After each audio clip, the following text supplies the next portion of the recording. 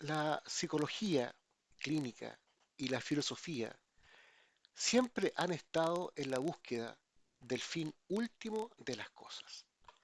Particularmente la psicología, esta necesidad está situada en el origen del padecer psíquico. Y para ello la historia de este importante campo de la salud mental ha transitado por distintas orientaciones o modelos de trabajo, cada uno de los cuales ha pretendido y pretende convertirse en canal efectivo para que las personas encuentren una verdad que pueda resignificar la historia que padecen. Este encuentro, a través de módulos de enseñanza, tiene el propósito de presentarles un modelo de trabajo fundado centralmente en la experiencia humana, aquella que ocurre mucho antes de que podamos conceptualizarla y vehiculizarla a través del lenguaje. Se trata, por lo tanto, de la experiencia en bruto, experiencia vivida momento a momento, palmo a palmo, y que tiene un significado distinto, por cierto, de aquel que pasa por el sedazo del procesamiento mental. Mi nombre es Víctor Cabrera, soy psicólogo del Centro Psicológico Tubantana y estoy acá para presentarles a través de esta secuencia de cápsulas o módulos pedagógicos el modelo experiencial existencial denominado Focusing, fundado principalmente en la filosofía existencialista, y para ello voy a dedicar esta primera parte, este primer módulo, en explicar cómo opera la mente humana en cuanto a la significación de la experiencia como producto de este procesamiento mental y bueno, cuáles son en consecuencia las falencias que presenta este modelo. Vamos a iniciar esto con una gran pregunta. ¿Cómo el ser humano es capaz de entender lo que vive y expresar lo que vive? Y para ello, solo situémonos en la vida como tal. El ser humano, todos nosotros, al salir de nuestras casas o estar interactuando en nuestro hogar, estamos permanente y sistemáticamente expuestos a miles de estímulos. Indudablemente no podemos atender todos los estímulos, todas las situaciones, ruidos, olores, imágenes que vemos. No podemos estar atentos a todo. Simplemente elegimos o capturamos o nos vemos eh, movilizados a atender unos estímulos más que otros. Y eso normalmente está mediado por nuestras propias emociones, ¿no? Ahora, cuando estamos frente a este estímulo, a esta situación, a esta experiencia vivida en ese instante, por supuesto que la tendencia natural de todos nosotros es darle una explicación, es decir, ser capaces de representar mentalmente eso que estamos viviendo, darle un sentido, una coherencia, transformarlo en una imagen y un concepto que conozcamos y que nos dé, insisto, certeza. ¿Por qué? Porque el ser humano, simplemente por naturaleza, no tolera la incertidumbre. Siempre necesitamos estar en un mundo lleno de certezas. Y cuando la vida que tenemos, la experiencia como se nos presenta, no tiene certezas, rápidamente caemos en un inevitable desequilibrio psíquico, en un inevitable desequilibrio emocional porque aquello que estamos viviendo, aquello que estamos experimentando, para nosotros no tiene una explicación coherente. Y por tanto, el desequilibrio se manifiesta y se produce por la sencilla razón de que necesitamos vivir bajo certezas. Entonces, por muy difusa que sea la imagen, muy difusa que sea la experiencia, los canales privilegiados para poder interpretar son nuestros receptores. El oído, el olfato, el tacto, el gusto, la vista, ¿no? cinco sentidos, pero lamentablemente estos receptores, estos sentidos, son limitados. No pueden capturar el 100% de los atributos de los estímulos. Capturamos una parte, de modo que los umbrales de captura de información son limitados. Por ejemplo, probablemente en este momento existan muchos ruidos en el ambiente, de los cuales escuchamos uno u otro, ¿no? Sin embargo, si nos ponemos al lado de un animal, de un perro, vamos a advertir que ese animal va a capturar señales sonoras que nosotros no capturamos. Por lo tanto, vemos ahí que nuestros receptores tienen allí umbrales limitados de captura de información. Eso hace que toda la experiencia de vida sea interpretada por nosotros solo en un 40%, como está ahí en este gráfico de Pi, solo un 40%. Evidentemente que capturando la información en un 40% gracias a la capacidad de nuestros receptores no es suficiente para comprender todo. No es suficiente para entender y construir un relato de lo que vivimos, ¿no? La pregunta entonces es, ¿de dónde sacamos el resto? ¿De dónde sacamos ese 60%? Y para ello, la explicación es la experiencia. La experiencia vivida, las distintas situaciones experimentadas, las distintas representaciones mentales de muchas situaciones que hemos experimentado en nuestra vida, nos permite asimilar eso con los estímulos que están ingresando a nuestra conciencia. Y gracias a ello logramos decir, mira, esto que vemos es tal o cual cosa, con mucha certeza, con mucha seguridad y con mucho equilibrio, porque estamos dentro de un marco de certezas. ¿Ya?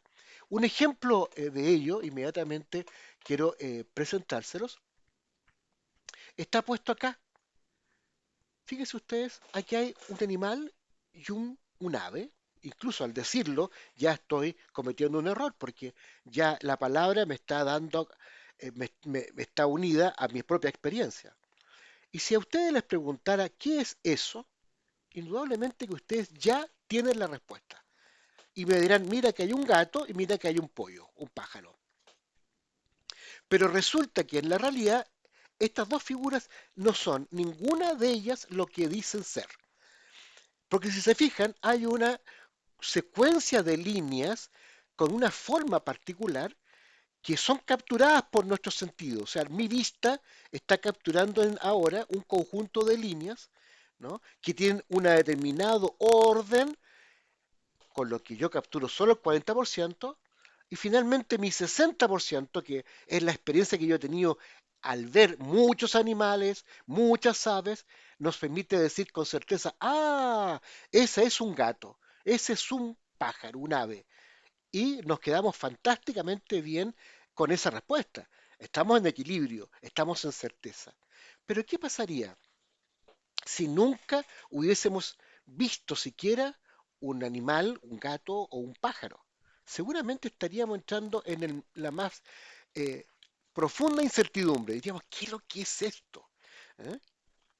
Si esto se multiplica de manera mucho en el tiempo, seguramente vamos a estar sistemáticamente viviendo mucha incertidumbre, mucha inseguridad, porque no sabríamos qué es lo que estamos viviendo. Entonces, eso muestra cómo la experiencia humana es una reserva increíble, enorme, un mar de experiencia, ¿no? Que nos permite entender, comprender, representar el mundo, sentirnos en equilibrio. ¿Qué pasa con el padecer psíquico? Desde esta lógica, ojo ahí, desde la lógica racional, que cuando estamos en el desequilibrio psicológico, probablemente mucha de esta historia, muchas de nuestras propias historias que estamos experimentando, no logramos encontrarle un sentido, no logramos encontrarles una explicación. Y al no tener ni sentido ni explicación, estamos una permanente confusión con la que tratamos de evitarla, o contenerla o disminuirla, generando ciertas acciones para poder atenuar estos vacíos, estos desconocimientos de nosotros mismos, porque no sabemos lo que es, ¿no? Por lo tanto, eh, si seguimos en este proceso, vamos a ver que eh, el ser humano, ¿verdad? Es francamente una historia, como dice ahí, personal. Yo me construyo mi historia en función de lo que yo percibo, lo que yo represento, unido a mi propia experiencia, que es construida y relatada para permitir, como lo dicen ahí, la interpretación y mentalización de la experiencia vivida. Entonces, como que estuviera una caja, como dice, ven ahí la imagen, llena de información que usamos una y otra vez para poder sacar de allí el material que necesitamos para asimilarlo, para relacionarlo, ¿verdad? Con la información que está llegando, la información que está ingresando, para darle a esa información un sentido y una coherencia, ¿no? Bien, ¿qué pasa entonces?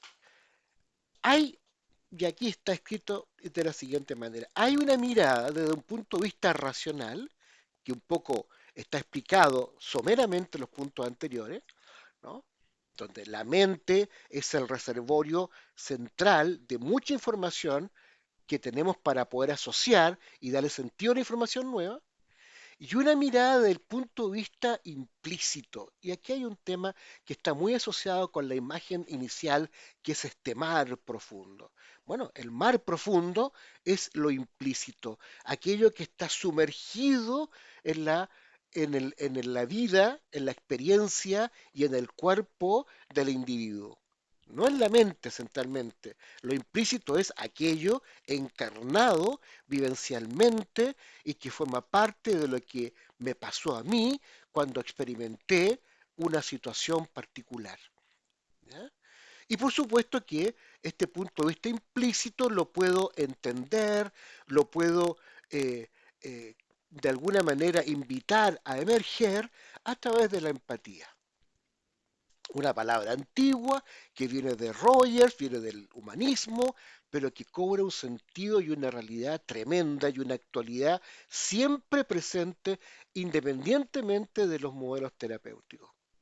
Por lo tanto, y ahí ustedes lo ven, por otro lado, ¿no es cierto? Describimos lo que vemos desde el punto de vista empático para describir lo que estamos sintiendo. ¿Y por qué? Porque por un lado, existe un correlato mental desde la superficie, ¿no es cierto?, para poder entender, pero aquí la apuesta es lograr conectarse con un correlato sentido, como quien se sumerge en las profundidades del mar, para partir de allí, de ese correlato sentido, encarnado, insisto, experimentado vivencialmente, ¿no es cierto?, desde allí sacar símbolos que están ahí abajo, esos tesoros de los que yo le hablaba, que nos permitan articular y resignificar de manera distinta la experiencia humana. ¿Mm? Bien, ¿cómo se crea la realidad desde un modelo racional? Es importante acá que lo podamos revisar, ¿no? Aquí voy a correr un poquito mi propia imagen. ¿Cómo se crea la realidad desde el punto de vista racional? Primero, todos nosotros estamos expuestos a experiencia, ¿no? Ahora, toda experiencia es interpretada, ¿no?, a partir de experiencias anteriores, recién lo acabo de señalar, y también eso permite finalmente una representación mental. ¿Gracias a qué? A los procesos cognitivos. Desde el punto de vista de esa posición, tenemos atención, memoria, ¿no es cierto?, lenguaje, etcétera, con lo cual vamos incorporando esa información que finalmente va a interpretarnos la realidad de hoy día, y esa misma información, otra vez alojada en nuestra memoria, cuando la volvamos a utilizar, va a servir para interpretar otra realidad distinta. Pero ¿qué pasa acá? Si ustedes se fijan acá estas nubecitas, ¿no? Que cuando representamos la realidad mental, también nos enfrentamos a ciertas barreras. Primero las censuras, censuras morales, censuras valóricas, censuras respecto a las creencias que tengo en relación a lo que he aprendido en mi familia o en nuestra sociedad. Y esa censura es un filtro. finalmente lo que decimos, pasando por el sedazo de la censura, ya deja de ser la experiencia tal cual fue vivida. Otra censura son los mecanismos de defensa: negación, racionalización, proyección, intelectualización, que son propios del psicoanálisis, pero que como también son racionales, están allí como elemento de filtro que explica nuevamente que lo que experimentamos no es exactamente igual a lo que explicamos. También están nuestras creencias, las propias, cómo creemos que el mundo es, cuáles son nuestros presupuestos fundados desde nuestro origen, de nuestro nacimiento, de nuestra infancia, para dar cuenta de que aquello es de esta manera y no de otras, ¿no? Los dogmas también, que son creencias irrefutables, lo que impone la cultura, que es aprendido por lo demás, los valores, etcétera. Todo esto finalmente termina por expresar una realidad que explico, que la simbolizo a través de las palabras, a través de la semántica, pero que es algo complejo porque no es una verdad. Lo que decimos de aquello que experimentamos no es efectivamente lo que experimentamos in situ, palmo a palmo, momento a momento. No es igual. Porque cuando experimentamos lo que experimentamos y lo pasamos por el sedazo mental, teniendo como bloques la censura, los mecanismos de defensa, las creencias, los dogmas, finalmente sale una explicación de la realidad totalmente distinta. Y ya deja de ser, por tanto, la realidad pura, esencial. Por lo tanto, nos alejamos allí de un origen tremendamente importante para, a partir de ese origen, haber articulado un simbolismo, una explicación que nos hubiese permitido resignificar lo que nos ocurrió. Pero, muy por el contrario, todo ese proceso lo hacemos desde la explicación que nos dimos de aquello que vivimos. Entonces es difícil poder llegar a profundidades, es difícil poder llegar a encontrarnos con símbolos, con palabras, con conceptos que vengan de aquello que ya viene filtrado, ¿no? Espero ser explícito. Si ya viene filtrado, pierdo la esencia fundamental de aquello que tendría que estar situado en el momento mismo en que se produjo la experiencia. ¿Ya? Bien. Por ejemplo, pensemos en esto y yo les pregunto, ¿quién es la persona de esa foto? Y nuevamente está apareciendo algo aquí muy relevante. Hay una imagen, nuestros sentidos están capturando la imagen, ¿eh? Probablemente hay un color de piel, hay una textura, hay unos brillos, ¿eh? Hay un vestido que es lo que nos permite capturar la imagen, ¿eh? Hay tonalidades, ahí está el 40%. Entonces el 60% se los dejo a ustedes. Unos dirán es una mujer, otros dirán es un travesti, otros dirán es una mujer que va a una fiesta, otros dirán que es una mujer prostituta y quién sabe qué otras cosas más. Si se dan cuenta, están interpretando un hecho usando como recurso fundamental su propia experiencia. Y usar la experiencia como recurso no es una fuente fidedigna para concretar, concluir finalmente cuál es la experiencia real. ¿Qué pasa ahora? ¿Qué pasó ahora? ¿Qué pasa antes? ¿Qué pasará después en esta fotografía? Nuevamente, observen ustedes cómo está operando su 40%, nuestros receptores, y pongan en duda desde ya lo que están interpretando a partir de la imagen que están viendo, porque lo que están interpretando es claramente una interpretación fundada en su propia experiencia. Si su experiencia está llena de prejuicios, llena de valores normativos, morales, de pronto estrictos, o construidos de manera un poquito antojadiza si se quiere, seguramente lo que ustedes están viendo ahí son una imagen bastante controvertida que tal vez deje mucho que desear desde el punto de vista moral, valórico, normativo. Si ustedes tienen una experiencia más liberal, más tolerante, más lúdica quizá, más emocional, más afectiva, más empática quizá, seguramente lo que están viendo ahí tiene otro sentido. O sea, lo que estoy diciendo acá, que la realidad es una construcción personal. Inevitablemente es una construcción personal desde el punto de vista de que la experiencia propia, la experiencia personal, lo que hemos articulado en nuestra propia historia, nos determina para interpretar algo con una certeza que nos deja muy tranquilos, pero es una certeza subjetiva, porque si 100, 200 personas interpretaran lo mismo, entonces habría certeza pura, sin cuestionamiento. Pero solamente es cosa de ver un grupo de 5 personas viendo esta fotografía que va a decir cosas absolutamente distintas. Por lo tanto, por un lado, este paradigma tradicional racional, la percepción juega allí un rol sumamente importante en la representación del mundo. ¿Eh? Fíjense ustedes otro ejemplo. Cuando decimos que la realidad es conocida y narrada desde lo que ya vemos.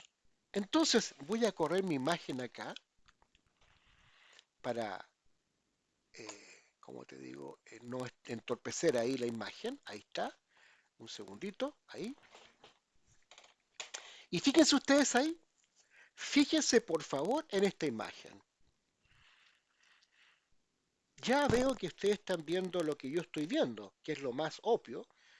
Vemos un lago, para otros puede ser un mar, otra vez la subjetividad.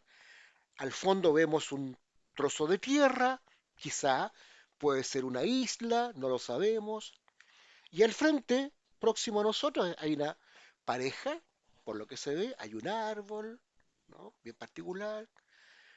Entonces, vemos lo que vemos, lo que logramos capturar. Y ya con eso construimos la historia. Pero si se fijan, más de alguno estará viendo algo más de eso. Fíjense por favor, si lo ven, se van a poder dar cuenta que muchos de nuestros juicios, muchos de nuestros prejuicios, está fundado en aquello que vemos, aquello que queremos ver quizás.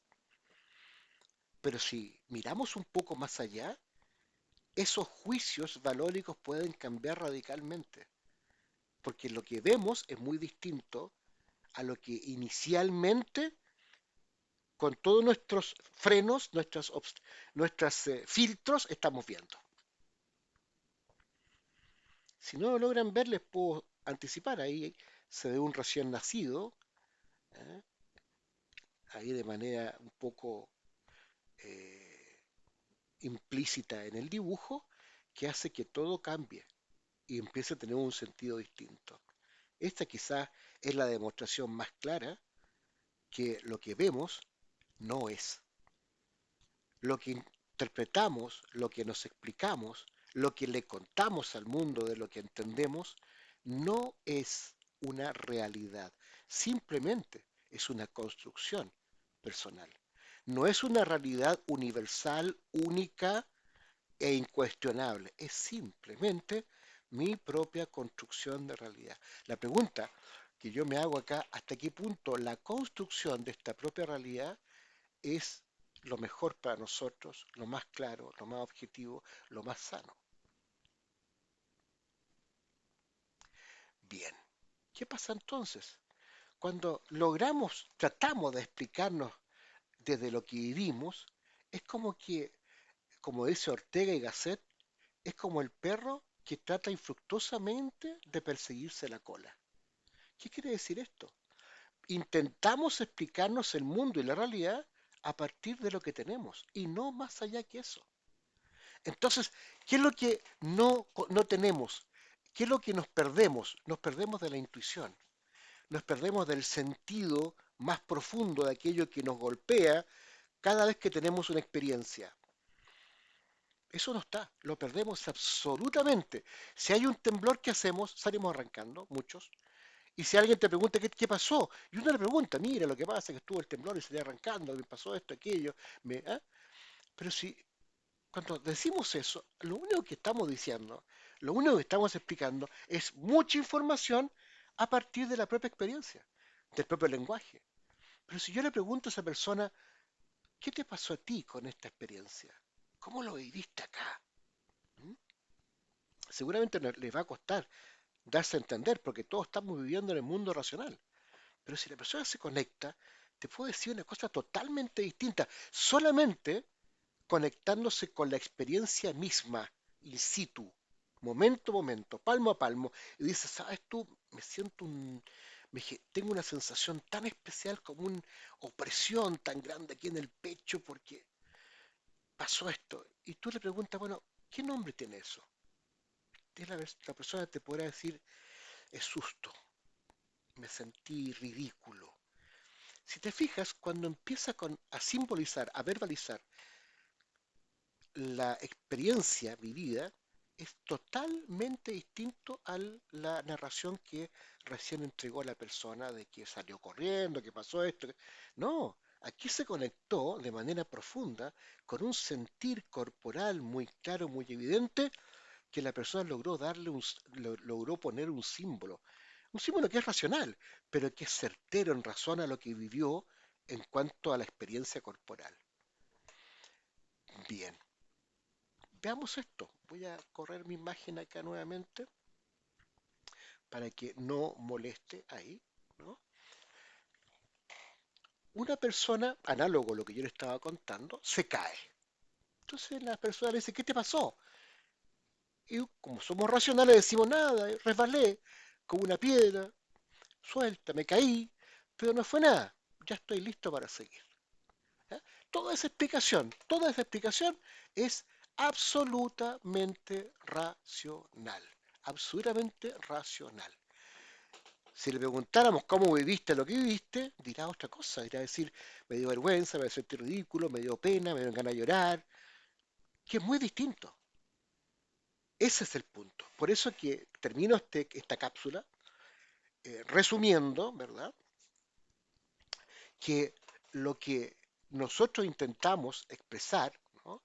eh, con el tema de el focusing, con el modelo experiencial existencialista, es tratar de llegar lo más próximo posible a esta aspiración de la psicología, de lograr entrar al fin último de las cosas. Yo estoy cierto, como psicólogo, que nunca vamos a llegar al fin último de las cosas, pero por lo menos, y esa es la apuesta, lograr que la persona pueda encontrar, identificar, extraer de la profundidad del mar, metafóricamente hablando, esa palabra que ajuste, que calce perfectamente con ese sentido.